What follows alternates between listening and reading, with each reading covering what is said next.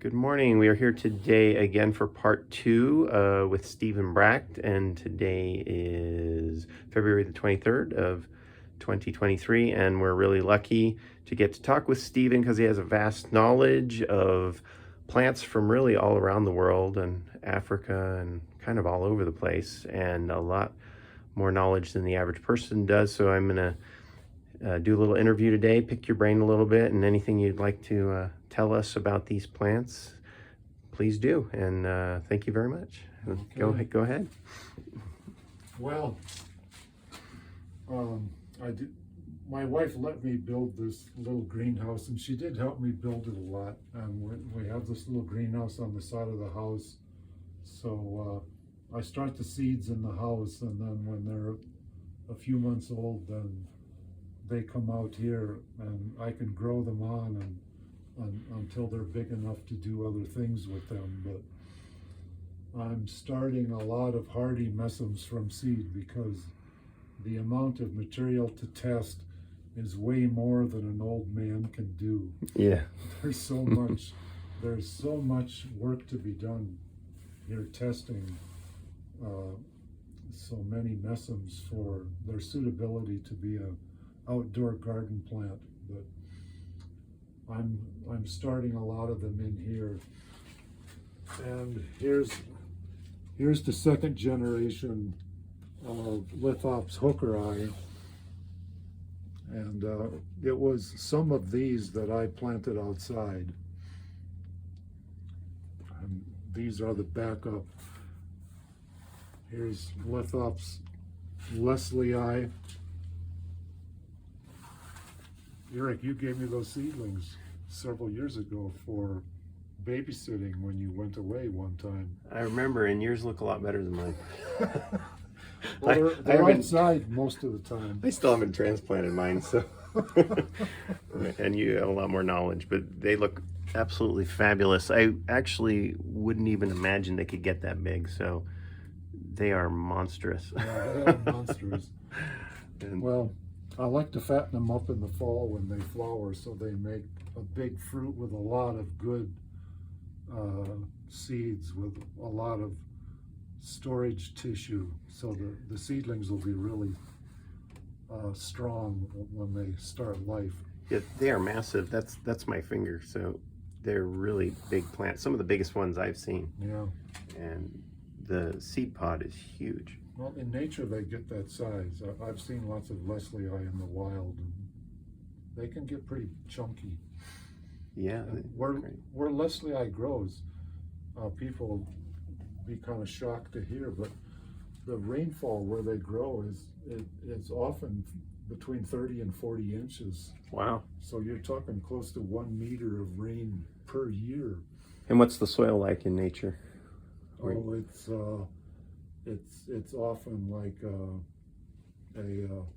sandstone kind of a soil with lots of rocks making a pavement and poor sandy soil. They seem to be a pretty hardy species compared to others. Really tough. And Leslie eye should be well adapted to be grown here. They'll have no problem with the cold. They will have a problem with the low rainfall here. So I think if you grow Leslie eyes in New Mexico, you're going to have to water them in the summer when it's not raining. So I'm starting all sorts of seedlings. Here's a lot of Aloenopsis. One of the greatest outdoor plants for the southwestern U.S. is Aloenopsis spathulata.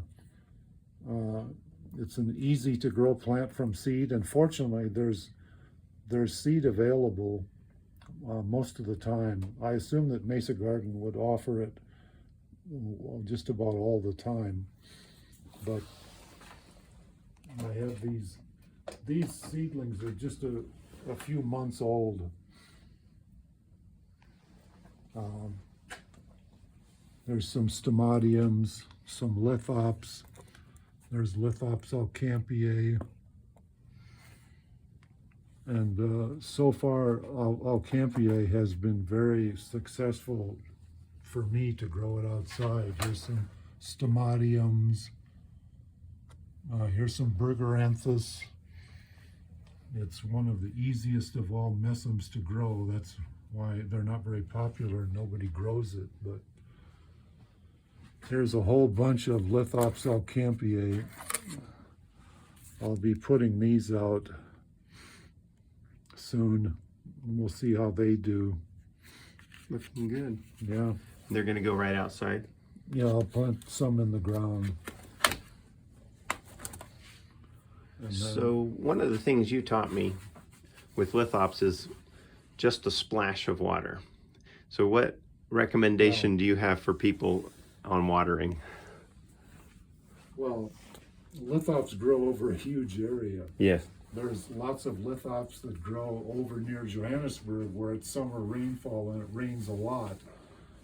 And a lot of the more difficult species are in the far west, like in Namibia and in the westernmost parts of South Africa, and there the rainfall is very low.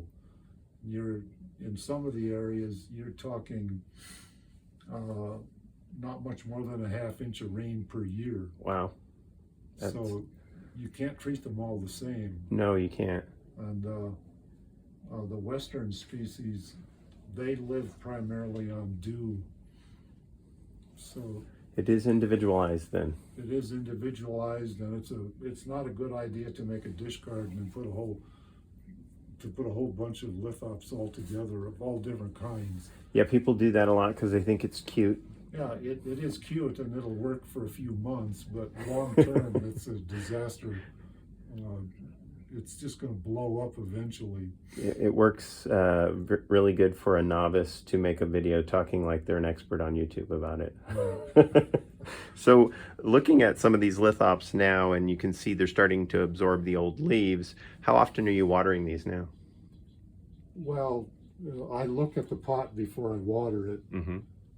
So some of them they haven't been watered at all.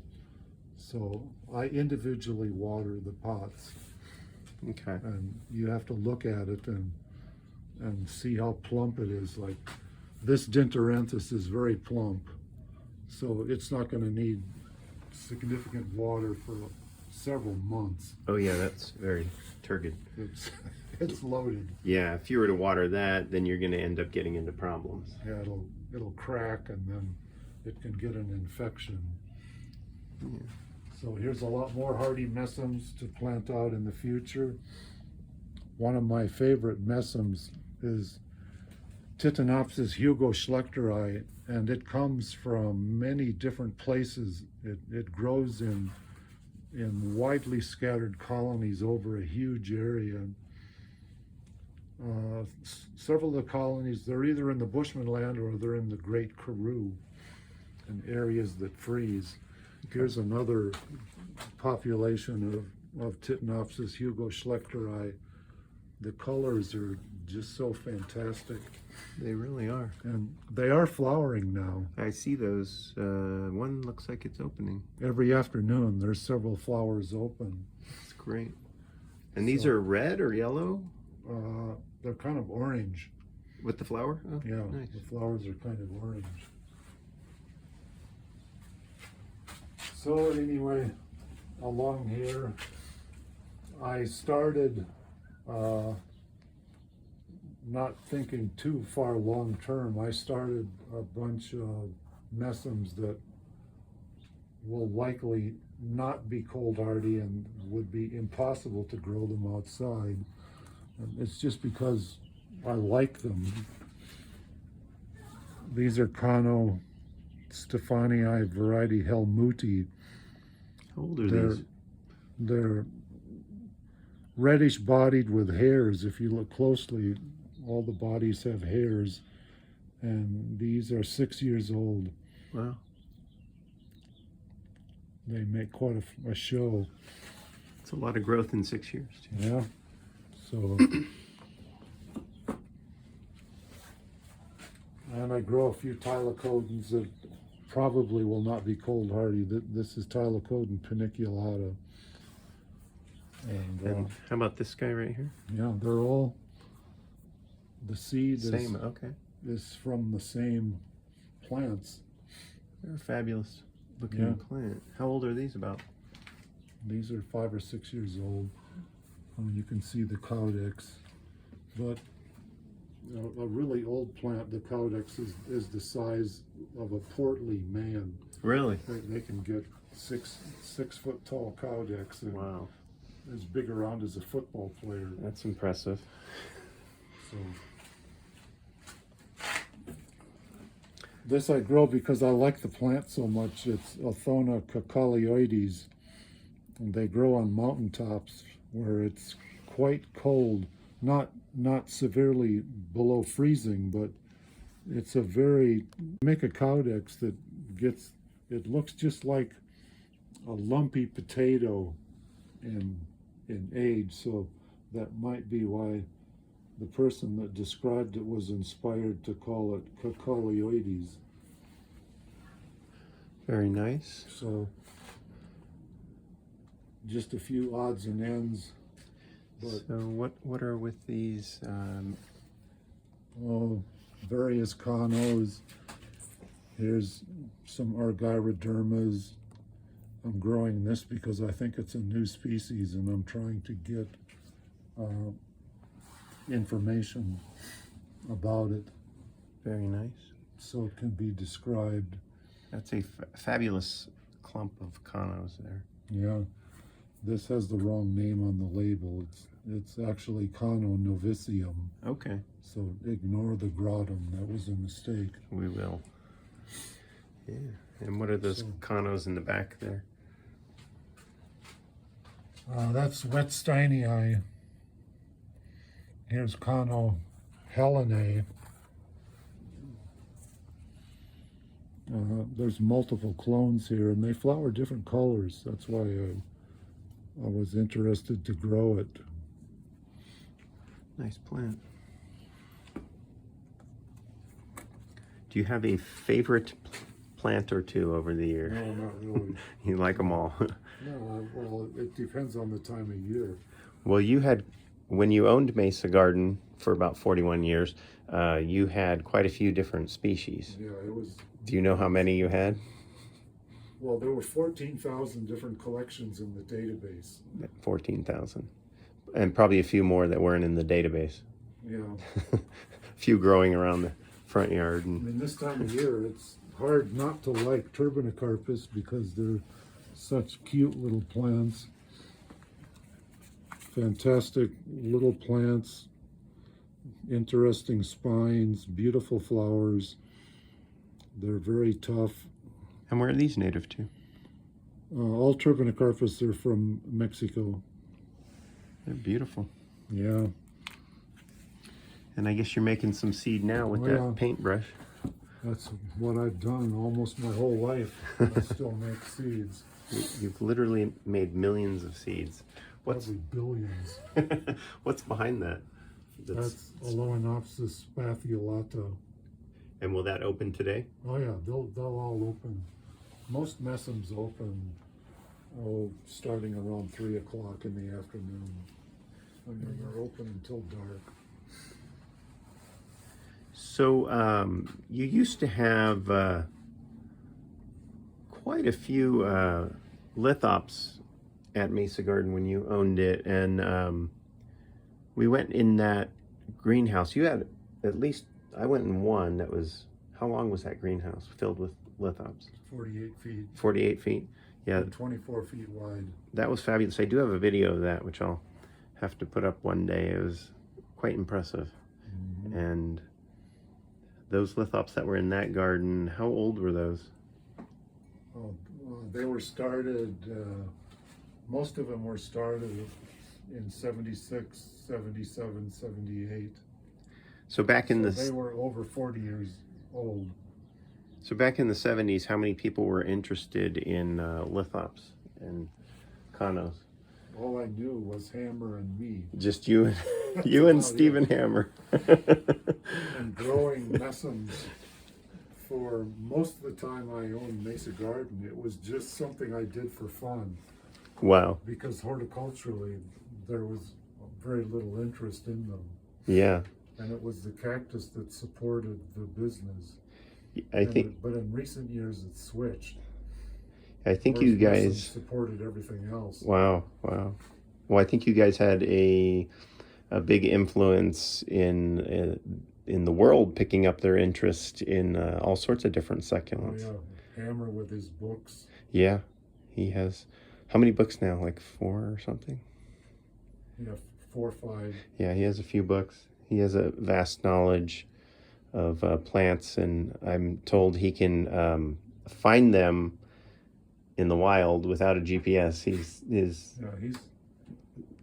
quite good. That in Well, tune. his memory uh, is way better than mine. Yeah. I have to take notes and write stuff down, and he just remembers almost everything that he has experienced in his life. Yeah, he has a really nice garden as well. You just got back from Yeah, I just from there. visited him. Anything catch your eye? Anything new there? Or Well, we talked, most of the time we talked about Caradopsis. So he's working on a book oh, nice, for the genus Caradopsis. great. Do you have any idea when that's going to come out? No, Okay. well, just fairly soon. Oh, good, good. He says he has most of the text written. That's good. It's a lot easier to write books now than it was in the old days. I think so. Yeah, well, I see on the internet, on Facebook, there's if I'm always getting hounded by publishing companies, and some of them are offering where you can publish your book for $350. I haven't gone through the process to know if that's shady or not, but I'm gonna try to write a book, so we'll see how that goes. Yeah, but you haven't put out a book yet, have you? I probably won't. Okay. I'll I'm try too to busy doing other stuff. I'll try to change your mind on that, maybe, because you have a lot of knowledge. Let's go look at the tiny seedlings. Okay, let's do that. I'll just go ahead and shut this down. Thank you very much once again. Oh, one plant I was going to ask you before we go. What's this one down here that's looking like a single leaf? Yeah, I'll lift it out so Okay. you can see it. These are beautiful plants. Yeah, it's an amazing plant. It's Tylocodon singularis, and every year it makes a single leaf. In the spring, the leaf dries up and disappears. The leaf is only visible from fall until about the middle of spring. And I don't want to damage it, but the back of the leaf is purple. Oh, wow. That's interesting. I don't want to break it. Yeah, you don't want to do that. But anyway, they make a single leaf that gets about the size of the palm of a man's hand, and it appears in the fall and it grows all winter, and then it dries up and disappears. And I'm just waiting to hope that I can flower it. Oh, wow. Well, thank you for showing us all these amazing plants. And if somebody wants to say hi, they can see you on Facebook, right? Yeah. And you have your plants up there. I'm pretty busy on Facebook. Yeah, you're always putting pictures up from your travels, and that'd be a good place if you wanted to say hi. Mm-hmm. All right. Well, thank you very much. Yep. All right.